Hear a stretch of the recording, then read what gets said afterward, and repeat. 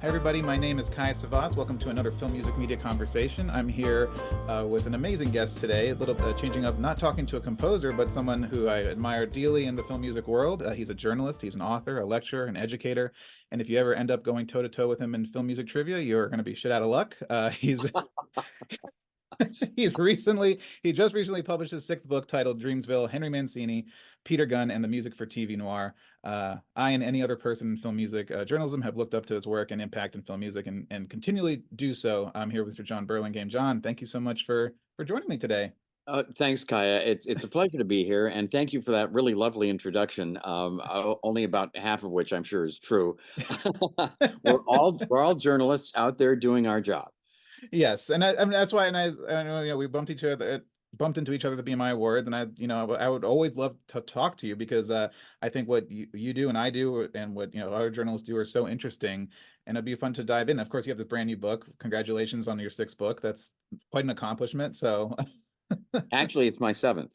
oh, sorry, your Oh, seventh book. I got that yeah, wrong then. So, actually, my seventh book. I did a collaboration a couple of years ago with two great guys in England, which was a book on John Barry, oh, that's right. and it often doesn't show up on my list because it's really only available in the UK. Ah, But it was great fun and a nice sort of follow up to the James Bond book I had written a few years yes. earlier.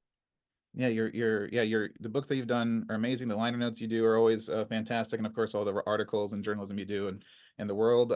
But before we jump into Dreamsville, I would love to, I've always looked up to you, and your career is you spanned several decades of seeing this industry change and evolve. But I'm curious. I want to go back to the beginning because I always love to find that like the initial spark in people's kind of passion and interest. And I know you talked to me about living in New York and kind of getting started in reporting for daily newspapers and stuff like that. But to not to tell your whole life story, but I'm curious, when did that start? What made you chase that path? And when was I guess the triggering point to come to LA, and how did you get involved specifically into film music journalism? Well, it's a complicated story, as I guess most people's life stories are, Yeah. and invariably there are twists and turns in the road that you didn't expect and that happen, and that's kind of my story. I, I was always interested in music from the time I was a kid. I played the trumpet for a while when I was a young person, and I sang regularly in the church choir and in our high school choir. So I was always interested in music, and so growing up in the 1960s, as I did, it was, I guess, inevitable that I would listen to music that I was in the shows that I was watching. Yeah. So when I noticed the theme for Dr. Kildare, for example, and then a couple of years later noticed that the same guy had written the theme for my favorite show of the 60s, the spy series The Man from Uncle, I thought, well, gee, that's kind of interesting. Who is this guy? And then I would look more deeply into it. And so people like Jerry Goldsmith and John Barry with the James Bond films, um, and, uh, and a number of other prominent composers of that time, John Williams, Lalo Schifrin, Quincy Jones, all those wonderful 60s and 70s figures, became a very deep interest to me. And when I became a journalist in 1973, and as you correctly point out, I started as a reporter on an Yeah. upstate New York newspaper, and I covered basically hard news. But I was always interested in movies and TV, and in particular in music for those media.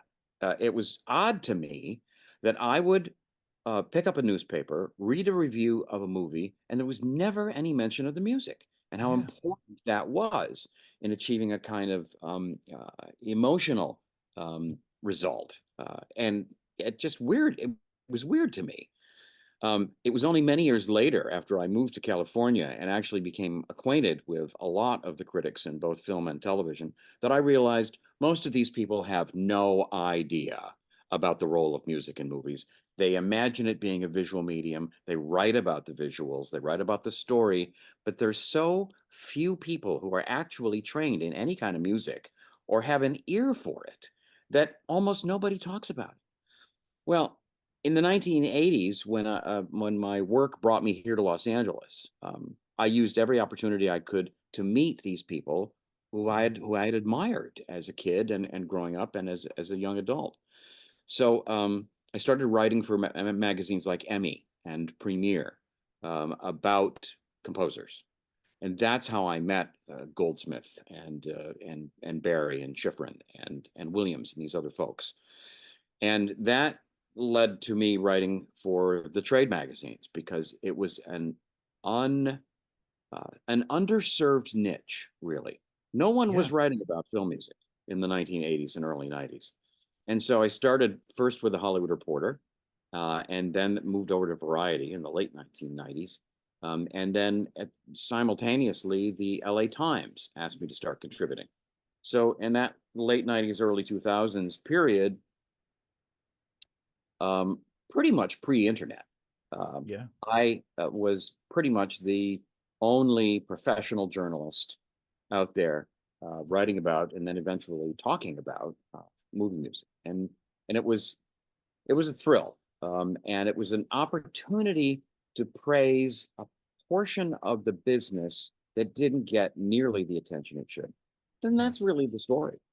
That's amazing because it's very similar to me because even decades later, I came out to LA, and it's funny because I always the same thing. My dad had a friend had a record store like in DC who'd bring the samples with the whole punch outs and everything, the cassettes and CDs, and I'd be like, I always dig for the movie things, and I'm just like, oh, these names, they're just names on a cover. There was no I pre-internet too, so I'm just like I just stick it in my Walkman. And like, oh, the ones that I like have similar names, and you start building up this thing. It never pushed me to music though. Never put. I can't play a note of music. I know you have experience with a trumpet, but I can't even read music or do anything. And but it pushed me to filmmaking, and that pushed me to film school. Moved out here, and then in my free time, I was like still pursuing my film career, which I have now, and I'm very fortunate to be in production and everything like that. But I still film music journalism is still a huge passion of mine. Like you, I was like, I want to give these people a platform to speak and tell their stories, and it's like because it is such an important thing. It's such an emotional thing for me too. I mean, film music for me, I love it's the heart of a film to me. So yeah. Yeah, and it is for me too. And how privileged we are to have been able to meet some of these genuine geniuses, Yes, yeah, people who bring their creativity and originality and freshness and help us to help filmmakers really to achieve yeah, their storytelling goals. absolutely. Well, I want to jump right into to Dreamsville. So, congratulations on this amazing book. And I know you know this is a uh, you just did music and TV. You did your last book was all about featuring theme music and of course scoring throughout television. And of course, we're now here in the world of TV, but specifically focusing on Henry Mancini, who, of course, is a staple of film and TV music. This year's opening night concert at the Bowl, of course, is his 100th birthday celebration. I mean, the industry and the world around just we cherish Henry Mancini. So I'm curious what sparked specifically for you, what was the interest to tackle this subject, and when did that spark start, and how long did it take you to finally get to this point where the book, it just released this past April, but to get it out here? I hate to say this, but it's almost a longer story than my own journey because I um I do vaguely remember Peter Gunn being on the air between that 1958 and 1961 period when it was actually on the network, at first on Yeah, NBC and then on ABC. I was just a little kid, so I don't think I actually watched the show, but it was impossible to not be aware of the music because yeah, the music of Peter Gunn was a real sensation at the time, and it really sort of put Henry Mancini on the map. So I became aware certainly of the music of Peter Gunn, and then caught up with it in reruns first in the 1960s, and then more to the point, when I moved here in 1986, I was thrilled to discover that Peter Gunn was airing 5 nights a week in the Los Angeles market. And of course, it was the time of the VCR. So I started recording them because I loved not only the music, but I loved the show, yeah, which was one of the great all time private detective shows. And so uh, I was sort of back in the Peter Gunn mode when I was here, first here in Los Angeles in the late 80s and early 90s. And then when I started to write regularly about the subject, I had the opportunity to meet Henry Mancini and to interview him wow, before his untimely passing in 1994. And so, of course, we talked about Peter Gunn and Mr. Lucky, which is also covered in the book, which was Blake Edwards' other TV series in that 58 to 61 period. And then uh, when Mancini was the subject of a U.S. postage stamp, which was in the early 2000s, at the same time, at approximately the same time that Peter Gunn came out on DVD for the first time, I took the opportunity to get in touch with Blake Edwards, and I did two big stories for the LA Times. One was on Peter Gunn, and the other was on Mancini's entire career, because it had been, I think the rule is they won't put your picture on a postage stamp until after you've been gone for 10 years, something like that. So my guess was this one was in 2004. So I did a couple of interviews with Blake Edwards about Peter Gunn, about Henry Mancini. And so there was that material that I already had. I had the notion that maybe there was a book in this, Hmm. but I didn't start on it because I thought, well, Peter Gunn was a long, long time ago. And although TV buffs remember it fondly, today's generation isn't even aware of it. And I thought, well, Oh, maybe it's just not a very commercial bet. So cut to last year when I realized the centennial was coming up. And because I'm friendly with the Mancini family, um, uh, he left he left two daughters and a son, and of course Ginny, his wife, was around much longer than Hank. Um, and so I thought, what can I contribute to the centennial in 2024? So um, I decided to do the Peter Gunn book, yeah. even though in part because there have been two Mancini books before this, one of which he wrote himself, and it's an autobiography called, a wonderful autobiography, I might say, called Did They Mention in the Music? And the other of which was a book by John Capps, an East Coast author who was really, really sharp. And it covers the entire Mancini career, and it's called Henry Mancini, uh, Changing Film Music, or something like that. Hmm. Anyway, um, but they don't go into that depth of the 58 to 61 period. It's not just about Peter Gunn in a way, No, yeah. because that period of time is the launching pad for Mancini's entire career, because it's that 3-year period that solidifies his relationship with filmmaker Blake Edwards. Because Peter Gunn and Mr. Lucky were both Blake Edwards' creation. And then immediately afterwards, Blake and Henry were such good friends that Blake basically carried Henry all the way through his entire career. Yeah. And they did nearly 30 films together between 1957 or 58 and Henry's death in 1994. And it was the launching pad, really, for Mancini's entire career. So it seemed like this was the right place to sort of go. And it would at the same time offer me the opportunity to delve deeply into the cool jazz that Yeah. Mancini had written that was so popular in that late 50s, early 60s period, and that was so influential in terms of cop and detective shows and the music that would accompany them all through the 60s. So it was a great opportunity, and it was also fun. I have to admit, these Yeah. things aren't just work for me. Uh, Right. it's, you wake up in the morning and you think, oh, great, I get to see 3 more episodes of Peter Gunn. That's So, yeah. yeah, so that's really why I went down that road. No, you've always been so passionate about that kind of era of television as well. In your liner notes, of course, I know you're a huge Man of Uncle fan, and talk to me about why TV music, especially in that era, was so significant. And you cover in the book to kind of how Blake Edwards was trying to like create this kind of shrunk down version of what the featured noir was, and kind of create these more budget friendly type things. So for you, why is TV so unique versus other mediums like film or gaming? Even today, like TV, I think still has a significant place in pop culture and in storytelling. So I'm curious, in your perspective, why is it so special to you? I feel really lucky to have been born when I was in the early 1950s, because that period of time when TV was really sort of finding its feet, and filmmakers of experience and originality were moving into the small screen medium at that point, Blake Edwards being one of them. Yeah. And so I grew up at a time when TV music was really great, and people Yeah. like, as I've mentioned, Jerry Goldsmith with The Man from U.N.C.L.E. and Johnny Williams, who would later become John Williams of Star Wars and Jaws fame, was doing shows like Checkmate, Yeah. uh, another great private eye show. And Lalo Schifrin did Mission Impossible, and Quincy Jones was doing Ironside. And so there's so much great, great music that came out of that period of time.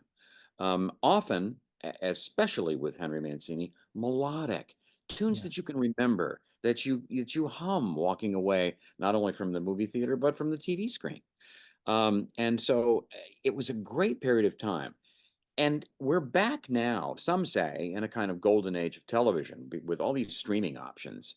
I mean, I don't know about you, but I can hardly keep up Yeah, it's with too much. with It's all of the content just that's being. drowning. Exactly.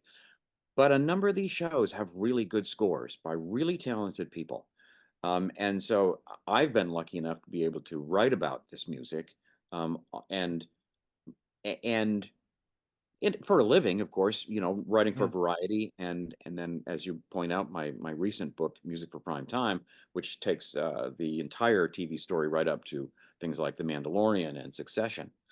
Um, but there's a nostalgia factor for me, certainly. Yeah. When I go back and I look at and I listen to this stuff that is from my era growing up, and that's a great joy to me. And it may have something to do with the fact that I'm just getting older, Yeah. and I remember so fondly some of the stuff from my childhood, and in a way, writing a book about Peter Gunn is kind of revisiting my childhood, and Yeah.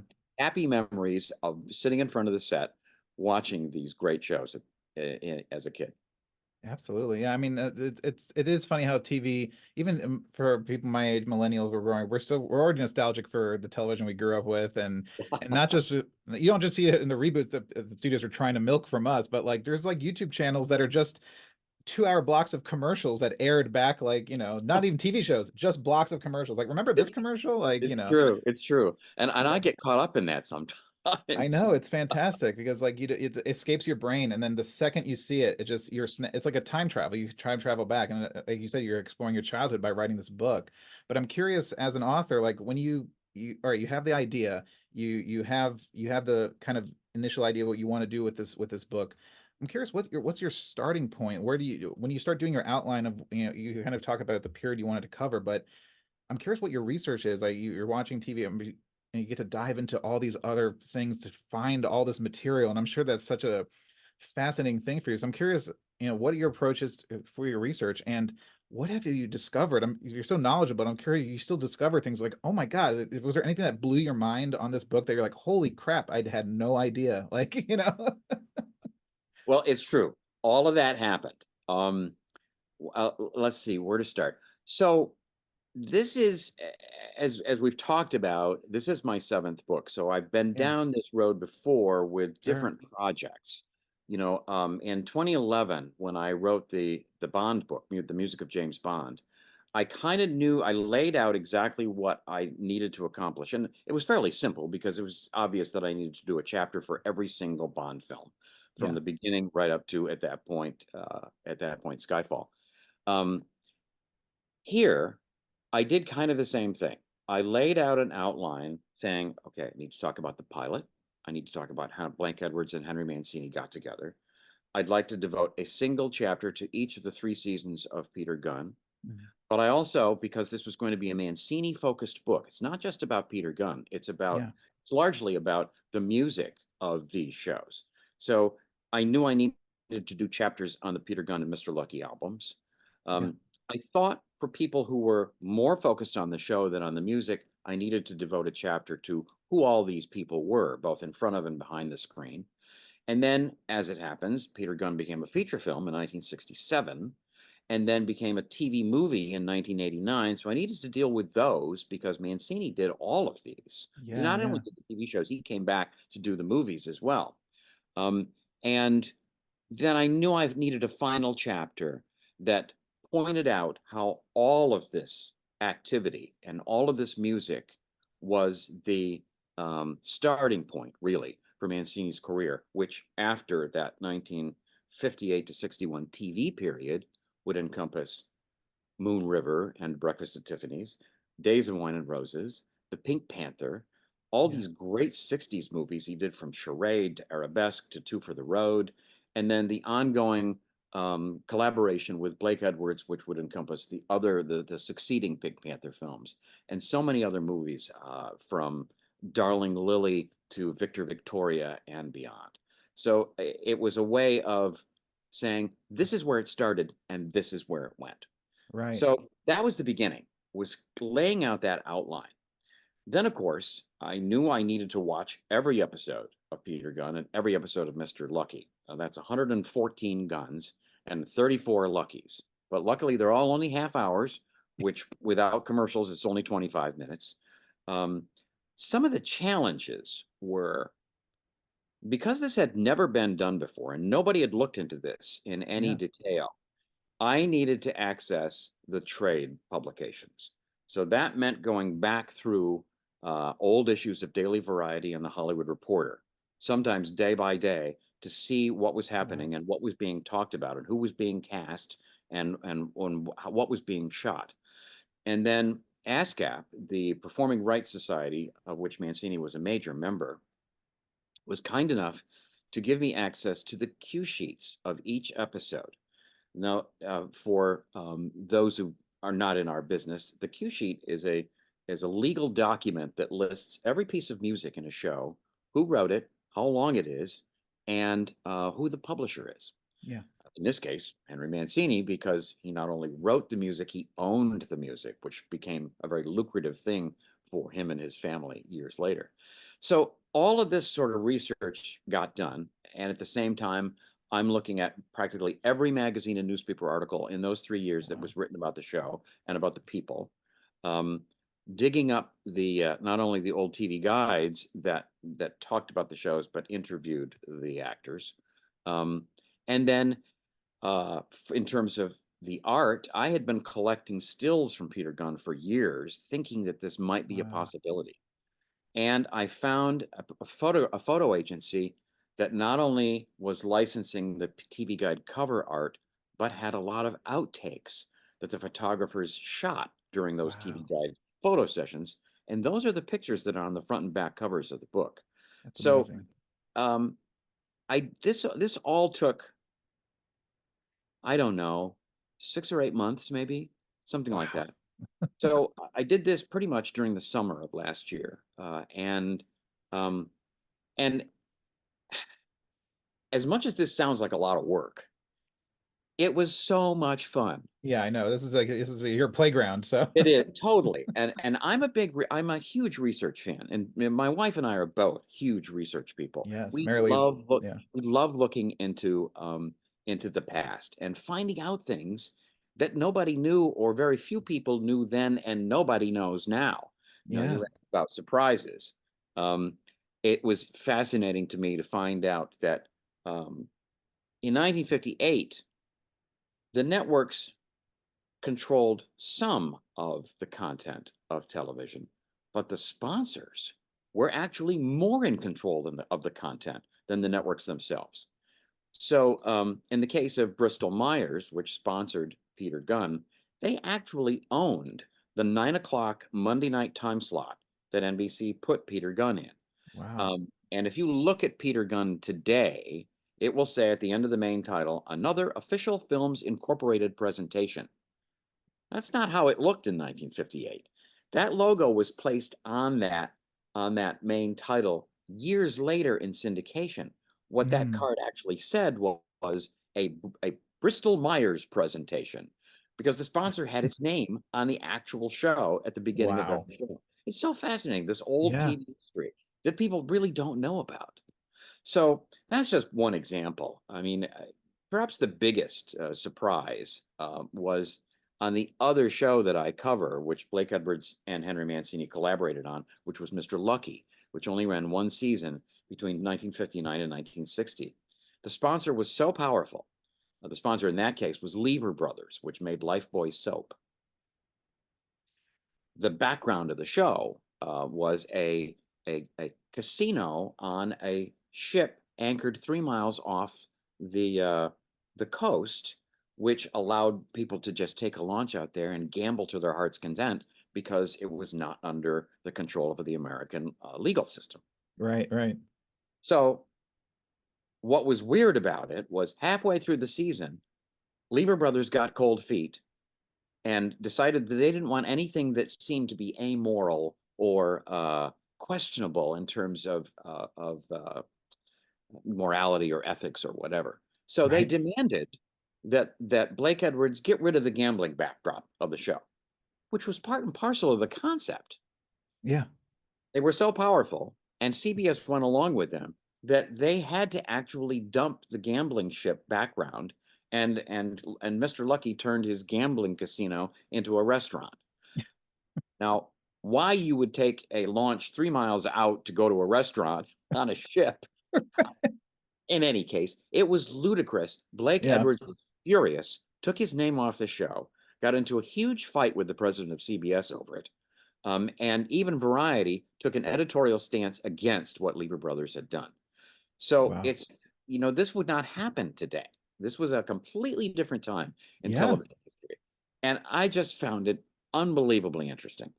It's amazing because I don't know if you've ever crossed paths with Jerry Beck. He's a Hanna-Barbera and a cart animation historian, and he Yes, love him. yeah, Jerry is fantastic, and he came over to our, I work at Warner Brothers Animation Cartoon Network Studios, and we sometimes will have lunchtime guests come in, and the studio invited Jerry back to do a Hanna-Barbera presentation. You were talking about sponsors, and it reminded me he was showing us these old kind of shorts that were all Flintstones, Winston cigarette commercials, which was fantastic. And he was like, "Oh, Bonnie, I love my Winston cigarettes," and just like, and it was just like, ah, what a time, you know?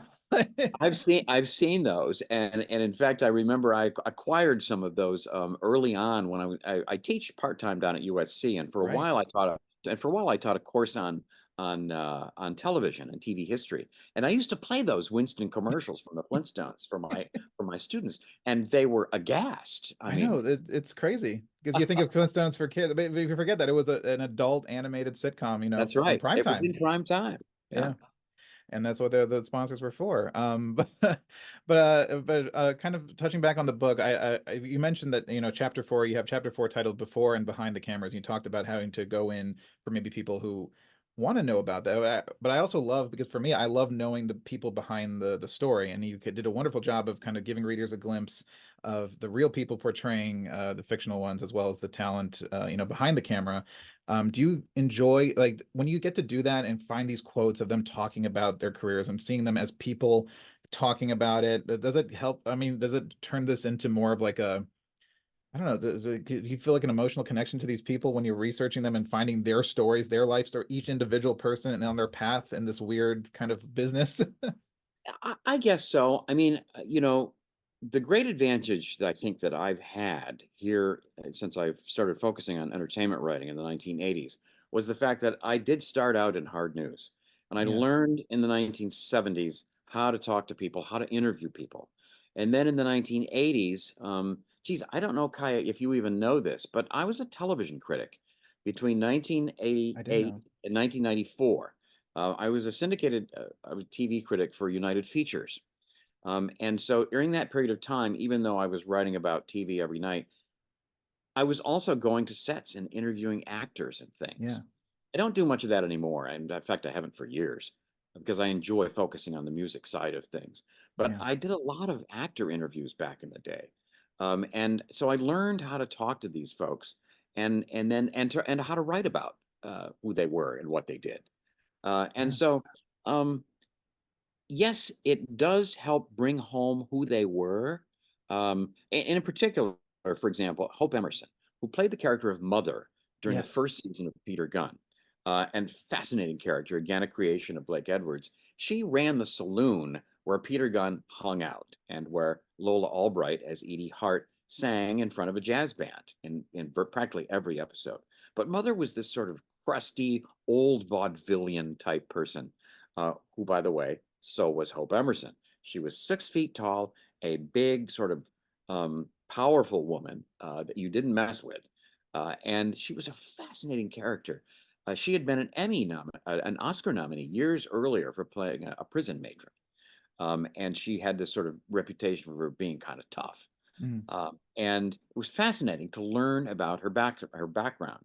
And she made the mistake, I'll say publicly now, of dropping out of Peter Gunn after the first season and going to work on a sitcom that was almost immediately canceled. Yeah. And even it was the New York Herald Tribune, I think, who said Hope Emerson left Peter Gunn for a spot on the Dennis O'Keefe show. She made a big mistake. and and in fact she did. So Yeah. Blake had to recast Mother for the second season. Um, and and little things like this kept cropping up all through the research into Yeah. the show. For example, in the third season, it jumped over to ABC because Bristol Myers, again the sponsor, decided that ABC was a better home for it than NBC.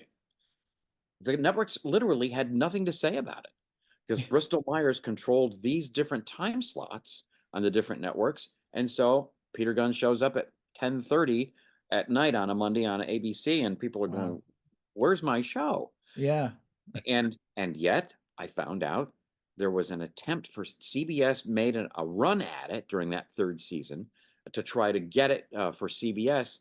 And for various different reasons I detail in the book, that didn't work out. But the corporate backdrop of all of this Yeah. was so interesting. The sponsors, the network, the people making the show, why it moved from the Universal lot to the MGM lot in the second season. All these things are just endlessly interesting to me, and I hope to the reader. Yeah, they are. I mean, you do always such a great job of fleshing everything out and presenting it in such a way to digest it and feel like you're reliving history. And but you don't like push it down. You just kind of present it to the reader, and everyone can take it in. And your writing's always been so great. So and so, congratulations on, of course, your seventh book. And I'm sure number eight, I'm sure is cooking in that head somewhere. I need a break. I'm sure. I'm happy to talk about Dreamsville for a while now, and Yeah.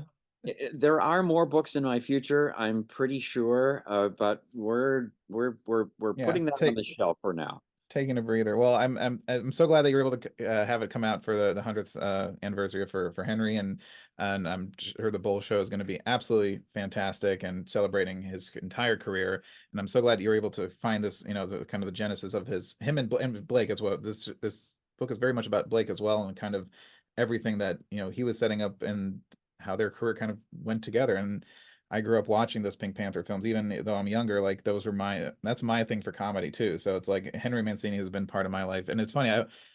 Just a few years ago, I was like over at Atomic Records here in the Valley, and I was Yeah. funneling through the vinyl section, and there was a Henry Mancini compilations thing, an album, or maybe it was just some of his main themes, like big themes, and it was signed, and I was like, what? And I pulled it up and I'm like, there's no way that someone's just traded in a signed copy. And I looked online real quickly to match the signature, like see what it, and it looked exactly the same. And it was, I could see the marker mark. I'm like, oh my God, this is a signed copy. And it was like $5. And and now I have it now. So I rescued You it. snap that up. Yeah. That's Rescued it great. from sitting in that at the record store. But before we wrap up, I know you have a busy schedule, and I'm so grateful for you making time to talk. But to wrap up, I've been doing film music media now for 15 years. You've been doing this for much, much longer. I'm curious, what do you see like the role of journalism today, the role of specifically film music journalism today when social media is as prevalent as it is, how composers are kind of maybe taking their own stories into their own hands and doing their own promotional things and talking about themselves. How have you seen it change, and what is the role of film music journalism today? Well, that's a really challenging question, I Yeah, we could think. probably be here for hours talking about it. But Yeah, I mean, it's so interesting. When I started on this, no composer had a publicist. no, You would call their office directly, and it was a very different time than it is now. Social media has had the internet first, sure. and now the advent of social media has changed so much about film publicity generally. Yeah. So I I guess what I would say is I wish that there were more people writing about film music who had a professional journalism background. Mm. Um, I enjoy reading other people's work, and I often get ideas for other questions that I want to pose to composers from other people's work. So I do look at it. But I'm always disappointed when I find that people don't do their homework. Just yesterday, there was an example. I read an interview with the composers of Shogun, the really excellent show that Yes. aired this past year on FX and Hulu, and it was clear that the writer had no idea how to spell the words of these Japanese instruments and Yeah. didn't bother to look up what they were, how to say it, much less how to write it, and it was embarrassing to read what this person had written. And my advice would be, please do your homework. If you're going to interview a composer, you really should not only see the show, but you should look deeply into it and ask questions about details that maybe you're unsure of. So I guess that's what I would say. Yeah. There are a lot of people doing this now for a living, and I just think that I wish it was a little bit more professionally handled. Yeah, for me, I mean, I agree with that. I think it's about, I feel like since with technology, journalism today is about maybe cranking things out and kind of rushing things out and like, oh, we got the next story. We got to get this published. We got to move on. And True. for me, it's always about, I just try to keep my curiosity. Like I want to make sure like I don't want to do this just because I need to do it. Like I want to do it because I want to talk to this person or I'm trying to figure something out. Even today, and I've done hundreds and hundreds of interviews, I'm still curious. Like every project is different, everything for me. So, I love to see journalists who clearly are passionate about the subject that they're talking about or writing about or interviewing about. So, which you clearly are, and that's why the book is so amazing because you can tell that you're just having a blast finding all this stuff and putting it together. So you can feel the It's true. passion. But John, I want to thank you so much for your time. It's been such a blast to dive into your work and a little bit of your history. And this is such a great honor to have you as a guest. So thank you so much. Thanks, Kaya. I'll see you soon.